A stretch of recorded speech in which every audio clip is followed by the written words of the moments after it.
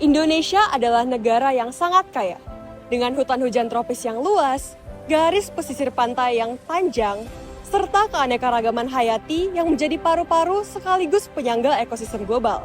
Namun, karena tingginya ketergantungan masyarakat Indonesia terhadap sumber daya alam, serta sektor-sektor yang sensitif terhadap perubahan cuaca, maka Indonesia merupakan salah satu negara yang paling rentan terhadap risiko perubahan iklim.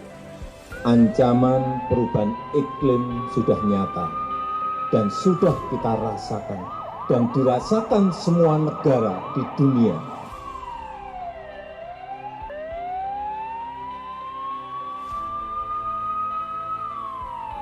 Hal ini bisa kita lihat secara langsung lewat musim kemarau yang semakin panjang, banjir yang datang lebih sering, kebakaran hutan yang terjadi setiap tahunnya, hingga cuaca yang tak menentu yang memengaruhi para petani, nelayan, dan hasil pangan kita.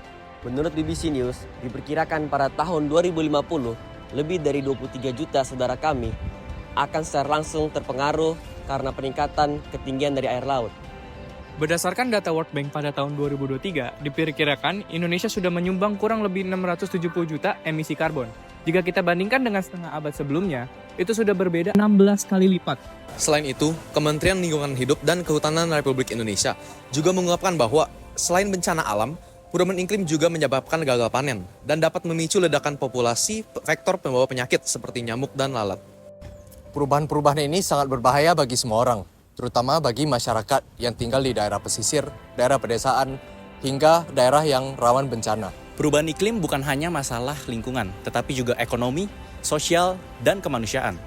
Fenomena-fenomena ini bukan lagi isu yang jauh di masa depan, melainkan ia telah hadir sekarang di sekitar kita.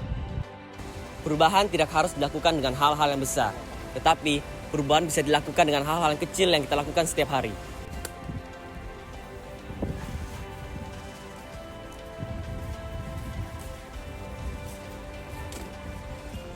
Hal ini dapat kita lakukan dengan aksi mengurangi penggunaan sampah sekali pakai, menanam pohon, mendukung produk dan perusahaan yang berkelanjutan, dan yang paling penting, mengajak orang lain untuk peduli. Usaha ini bukan hanya demi diri sendiri, melainkan untuk generasi yang akan datang. Kalau bukan kita, siapa lagi? Kalau bukan sekarang, kapan lagi? Karena masa depan bumi ini bukan ditentukan oleh apa yang kita ketahui, tapi apa yang kita lakukan. Maka dari itu, kita harus mulai dari hati yang peduli.